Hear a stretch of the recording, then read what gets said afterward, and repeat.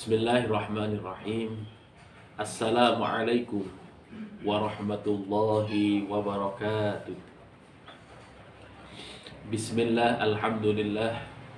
Alhamdulillahilladzi qad akhraja nata'ijal fikri li arbabil hijah. Summa salatu ma'a salamil laiki ala nabi afsahil khalaiki Muhammadin wal ali wal ashabi man atqanul qur'ana bil i'rabi. Amma ba'du. Hadirin wal hadirat rahimakumullah, terkhusus pada adik-adik santri pesantren kampus Ainul Yakin rahimakumullah, baik yang berada di rumah ataupun yang ada di pesantren, baik yang menyaksikan secara luring maupun menyaksikan secara daring. Pertama, marilah kita mengucapkan syukur alhamdulillahirabbil alamin atas limpahan rahmat, taufik, hidayah serta inayah dari Allah Subhanahu wa taala. Pada pagi hari ini kita bisa mengikuti kegiatan rutin pesantren dengan tajuk ngaji kontemporer yang diselenggarakan setiap Jumat pagi dalam keadaan sehat walafiat. Amin ya rabbal alamin. Sholawat dan salam semoga senantiasa tercurah limpahkan kepada baginda Nabiuna Muhammad sallallahu alaihi wasallam biqaulina Allahumma sholli wa sallim wa barik alaihi. Adik-adik yang berbahagia yang dirahmati Allah, tema kajian kontemporer pada pagi hari ini yang ingin saya sampaikan adalah keterkaitan antara filsafat dan ilmu pengetahuan, yang lebih kepada sumber ilmu pengetahuan sebagaimana dalam perspektif filsafat dan juga dalam kajian ilmu mantik. Adik-adik, bahwasanya seorang sufi bernama Abu Hamid Al-Ghazali pernah mengatakan bahwa seseorang yang tidak pernah belajar ilmu mantik atau logika, maka apa yang diucapkan atau pernyataannya perlu dipertanyakan. Sehingga keterkaitan hukum orang mempelajari filsafat itu, meskipun ada perbedaan pendapat, ada yang mengatakan haram dan juga ada yang mengatakan boleh, tetapi dalam perspektif kita sebagai seorang santri yang juga belajar di perguruan tinggi, maka patutlah kita kiranya untuk mengkaji tentang filsafat, terkhusus tentang ilmu mantik atau logika. Nah, dalam kajian filsafat selalu ada 3 tema pokok yang dibahas, yakni ontologi, epistemologi, dan juga aksiologi. Di mana ontologi merupakan asas penetapan ruang lingkup serta asas penafsiran akan hakikat pokok objek pengetahuan. Hakikat dari sebuah pengetahuan itu apa? Dibahaslah dalam sebuah cabang dari filsafat, yakni ontologi. Yang kedua, berkaitan dengan epistemologi. Epistemologi ini lebih kepada azas metodologik pemerolehan dan penyusunan bangunan pengetahuan. Bagaimana sebuah disiplin ilmu, sebuah ilmu pengetahuan itu disusun, dibangun, dan seterusnya. Yang ketiga adalah ranah aksiologi, di mana pada ranah ini azas tujuan dan pemanfaatan daripada ilmu pengetahuan ditetapkan. Apa manfaat, apa guna dari sebuah ilmu pengetahuan tersebut. Sehingga kalau fokus kajian kita berpusat kepada sumber daripada ilmu pengetahuan, maka wilayah epistemologi lah yang menjadi acuan dalam pembahasan kita di kajian kontemporer ini. Adik-adik rahimakumullah, kalau kita bertanya sebenarnya apa sih sumber daripada disiplin ilmu atau ilmu pengetahuan yang kita pelajari ini? Kalau kita menjawabnya langsung bahwa sumber dari segala sumber adalah Allah Subhanahu wa taala, selesailah, maka tidak akan ada diskusi. Namun yang perlu saya tekankan di sini adalah bagaimana kemudian sejarah perjalanan waktu dari masa Yunani kemudian sampai kepada Islam membicarakan tentang asal muasal dari segala sesuatu. Nah, sumber itu didefinisikan sebagai place or person or thing that you get something from it, or where something start. Dia merupakan tempat, orang, atau sesuatu yang mana kita mendapatkan sesuatu darinya. Berarti asal muasalnya, atau dari mana segala sesuatu itu bermula, itu adalah sumber. Maka pada diskursus awal pembahasan tentang asal muasal dari segala sesuatu, zaman Yunani yang dipelopori oleh Thales yang hidup kurang lebih pada tahun 640 sampai 546 sebelum Masehi, itu mengatakan bahwa sumber dari segala sesuatu itu adalah air. Air menjadi awal mula dari terbentuknya atau terciptanya segala sesuatu. Tokoh lain yang sangat kita kenal rumusnya yaitu Pythagoras. Kalau kita di SMA dulu sering menggunakan rumus untuk menghitung segitiga siku-siku. Nah, Pythagoras ini hidup kurang lebih pada tahun 572 sampai 497 sebelum Masehi, yang mengatakan bahwa asal muasal dari segala sesuatu itu adalah bilangan. Dia mengatakan bahwa numbers rules the universe, bahwa angka itu menggerakkan atau mengatur alam semesta. Jadi adik-adik yang jurusannya eksak, matematika, atau sains yang lain, nah ini bisa diteliti lebih lanjut bagaimana angka-angka itu bisa mengatur alam semesta. Kalau kita teliti atau mengaji dalam Al-Quran, itu juga terdapat angka-angka ajaib yang di situ juga berpengaruh atau berhubungan dengan kondisi alam semesta. Adik-adik santri pesantren kampus Ainul Yakin rahimakumullah. Selanjutnya, sumber pengetahuan yang didiskusikan oleh banyak ahli ini kemudian mendapat sebuah diskusi khusus yang akhirnya orang-orang yang membahasnya menjadikan kelompok-kelompok sendiri terkait dengan bincangan dari mana sesuatu itu bermula. Kalau kita boleh petakan, ada kemudian aliran yang menamainya rasionalisme.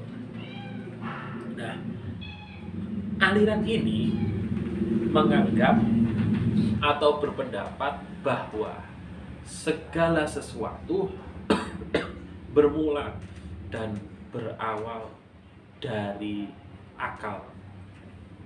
Akal yang menjadi penentu terhadap bermulanya sesuatu. Karena dengan akal manusia bisa berpikir, manusia bisa mencari, dan kemudian manusia juga bisa meneliti, menginvestigasi. Sampai ada ungkapan terkenal di kalangan para filosof, yaitu cogito ergo sum. Aku berpikir, maka aku ada. Inilah pendapat dari kaum rasionalisme yang mengatakan bahwa sumber dari ilmu pengetahuan itu adalah akal. teori kebenarannya menggunakan teori koherensi, dan metode penyimpulannya menggunakan metode deduksi. Artinya dari sesuatu yang umum kemudian menjadi sesuatu yang khusus. Antitesa dari rasionalisme, adik-adik, ini adalah kaum empirisme yang tidak sepakat bahwa segala sesuatu itu bermula dari akal atau rasio. Empirisme berpendapat bahwa sumber dari segala sumber ilmu pengetahuan itu adalah panca indera. Panca indera sebagai alat atau instrumen yang dimiliki oleh manusia ini bisa menjadi alat untuk mendapatkan sebuah pengetahuan. Mata misalkan, karena mata melihat, maka dengan mata melihat seseorang akan mendapatkan pengetahuan dari apa yang dilihat. Akan tetapi kaum empirisme ini mendapatkan kritikan karena tidak selalu panca indera itu bisa menangkap segala sesuatu. Contoh realnya saja, ketika kita berada di tengah jalan yang sangat panas, kita menatap ke depan, ada tampak air misalkan, karena sangat panas. Tetapi ketika didekati ternyata tidak ada apa-apa. Nah, berarti ini merupakan kritik terhadap kaum empirisme bahwa panca indera itu tidak selamanya bisa mendapatkan atau memberikan informasi pengetahuan yang benar. Maka muncul juga aliran yang lain daripada dua aliran, rasionalisme dan empirisme, yaitu aliran kritisisme, di mana aliran ini dipelopori oleh Immanuel Kant yang mencari jalan tengah antara rasionalisme dengan empirisme.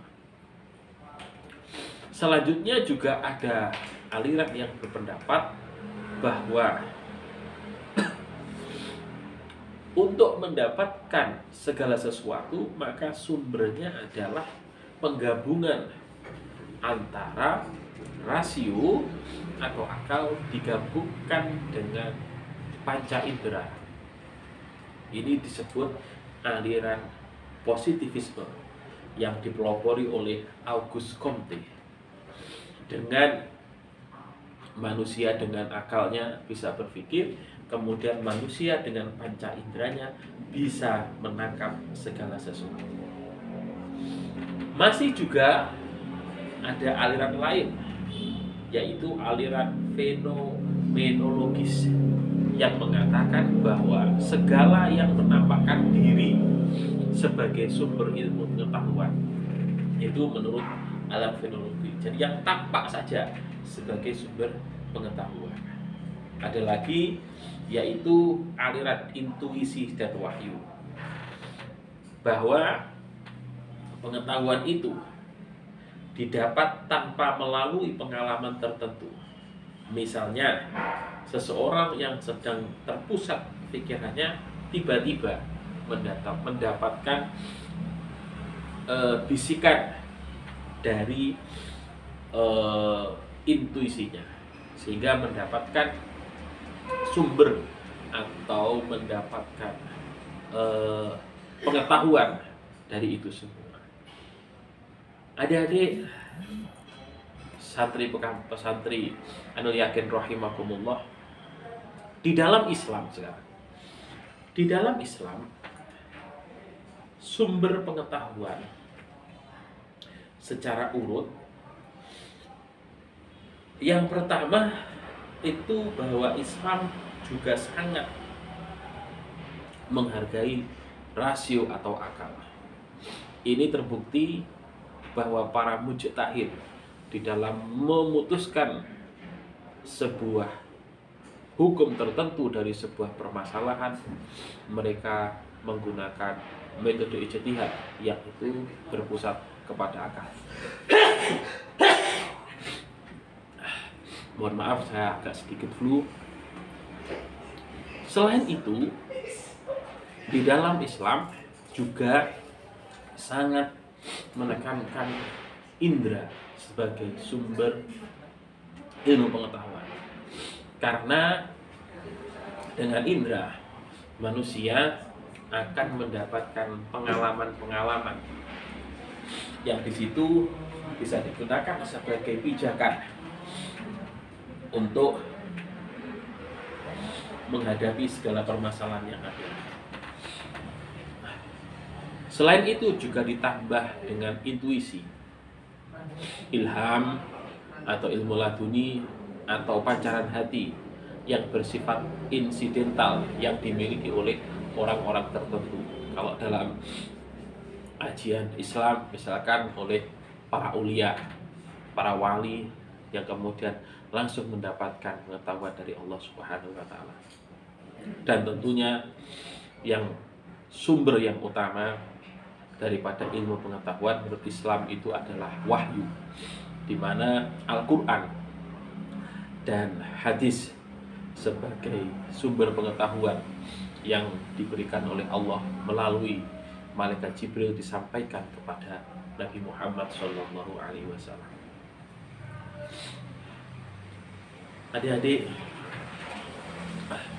yang dirahmati oleh Allah, dari sumber pengetahuan yang telah saya paparkan tadi, mulai dari rasio, kemudian indera, kemudian intuisi dan wahyu, maka terbentuklah atau terbukukanlah sebuah ilmu pengetahuan yang di dalam perspektif Islam, dalam kajian ilmu mantik, ilmu pengetahuan itu dibagi menjadi dua, yaitu ada ilmu tasawur dan juga ilmu tasdiq. Ilmu tasawur itu merupakan ilmu yang berbentuk konseptif deskriptif. Misalkan seseorang sudah mengetahui terhadap apa yang disampaikan. Misalkan saya bilang ke Mas Alif, Mas Alif, saya sedang mengendarai mobil. Maka Mas Alif akan bisa mendeskripsikan yang saya kendarai mobil itu bentuknya seperti ini, yang memiliki roda 4 dan seterusnya secara umum. Itu disebut ilmu tasyawur. Yang kedua adalah ilmu tasdiq yang bersifat asensif, aplikasi dari pemikiran deskriptif. Seseorang pasti akan memberikan sebuah penolakan terhadap informasi apabila informasi itu tidak sesuai dengan apa yang sudah dibayangkan. Misalkan saya sedang makan gula yang rasanya asin, nah pasti orang akan menolak statement itu karena tidak mungkin gula itu rasanya asin.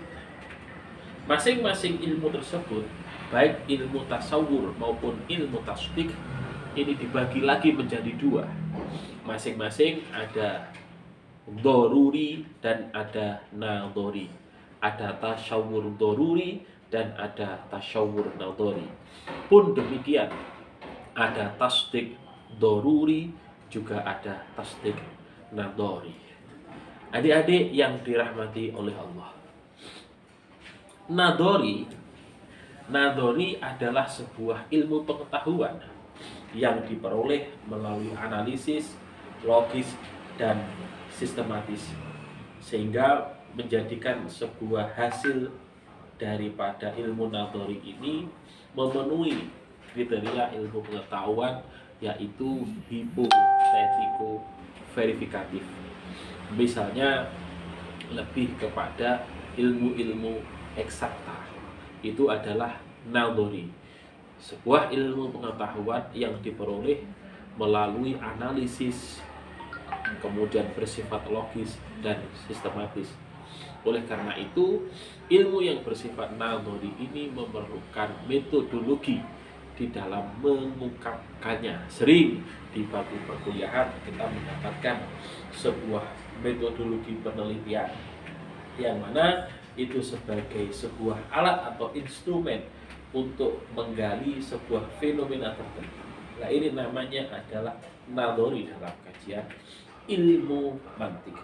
Yang kedua disebut dengan doruri. Doruri ini merupakan pengetahuan biasa yang sudah menjadi kesepakatan bersama. Kita sudah sangat paham benar bahwa 1 ditambah 1 itu sama dengan 2, 3 ditambah 3 sama dengan 6, 2 dikali 2 sama dengan 4, dan seterusnya. Ini yang disebut dengan ilmu doruri. Nah, adik-adik, para santri yang dimuliakan oleh Allah, dari pembahasan itu semua tentu kita akhirnya paham dan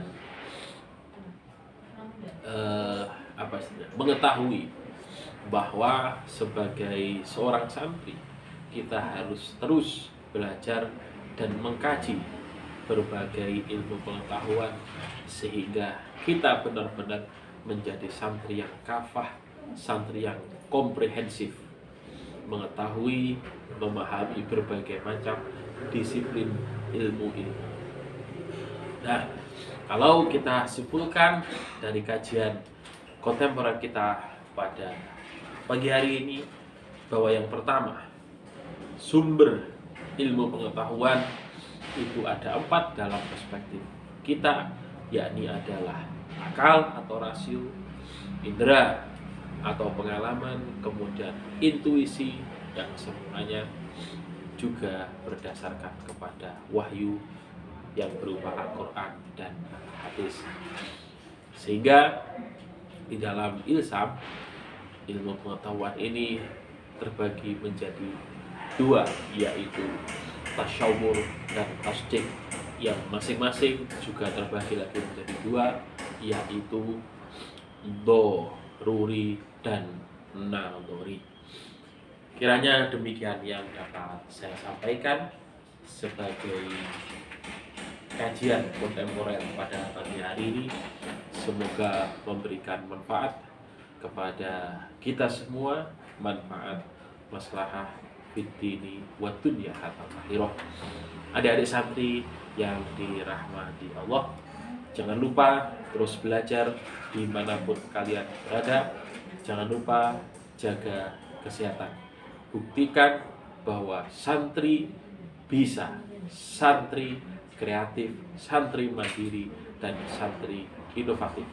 Jangan lelah belajar, terus majulah, tatap masa depan dengan semangat yang membara. Terima kasih. Saya Dr. Dian Muhammad Hakim MPDI, Ketua Pesantren Kampus Ainul Yakin. Kurang lebihnya mohon maaf. Akhirul kalam, wallahul muwaffiq ila aqwamit thoriq. Ihdinas syiratal mustaqim. Assalamualaikum warahmatullahi wabarakatuh.